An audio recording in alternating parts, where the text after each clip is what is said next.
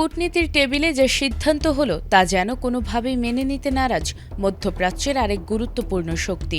একের পর এক বৈঠক, চুক্তি, আলোচনা সব পেরিয়ে যখন যুদ্ধ থামানোর ঘোষণা এলো তখনই শুরু হয়েছে নতুন বিতর্ক। মিত্রের সিদ্ধান্তে ক্ষুব্ধ প্রতিক্রিয়া জানিয়ে নিজেদের অবস্থান স্পষ্ট করেছে ইসরায়েল। ইরান ও যুক্তরাষ্ট্রের মধ্যে যুদ্ধ অবসানের লক্ষ্যে একটি সমঝোতা চুক্তির ঘোষণা দিয়েছে পাকিস্তান।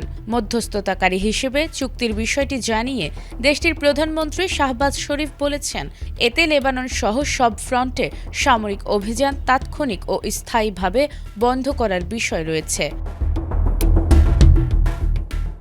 তবে চুক্তির ঘোষণা দেওয়ার পরই ইসরায়েলে তীব্র প্রতিক্রিয়া দেখা দেয়। দেশটির কর্মকর্তারা জানান, তারা এই চুক্তির শর্ত মানতে বাধ্য নন। এমনকি দাবি করা হচ্ছে, ইসরায়েলের প্রধানমন্ত্রী বেনিয়ামিন নেতানিয়াহু ট্রাম্পকে জানিয়েছেন, লেবানন সংক্রান্ত কোনো শর্ত ইসরায়েল মেনে নেবে না। ইসরায়েলের প্রতিরক্ষা মন্ত্রী ইসরায়েল কাটজ বলেন, লেবানন, সিরিয়া ও গাজার বিভিন্ন নিরাপত্তা অঞ্চলে ইসরায়েলি সেনারা অনির্দিষ্টকাল অবস্থান করবে।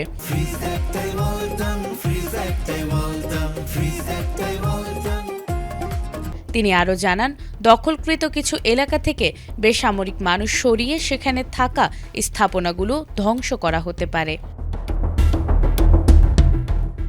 চুক্তির বিরোধিতা করেছেন দেশটির আরও কয়েকজন মন্ত্রী ও রাজনৈতিক নেতা। অর্থমন্ত্রী বেজালেল স্মোটরিচ একে ইসরায়েল ও পশ্চিমা বিশ্বের জন্য ক্ষতিকর বলে মন্তব্য করেছেন। জাতীয় নিরাপত্তা মন্ত্রী ইতেমার বেন গাভির বলেছেন, ইসরায়েল কোনো অধীন রাষ্ট্র নয় এবং অন্য কারো সিদ্ধান্তে বাধ্য থাকবে না।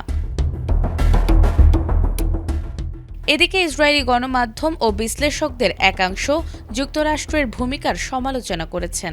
তাদের মতে, এই চুক্তির ফলে ইসরায়েল কৌশলগতভাবে আরও একা হয়ে পড়তে পারে। বিরোধী নেতা, সাবেক সেনাপ্রধান এবং সাবেক প্রধানমন্ত্রী নাফতালি বেনেটও চুক্তি ও সরকারের অবস্থানের সমালোচনা করেছেন।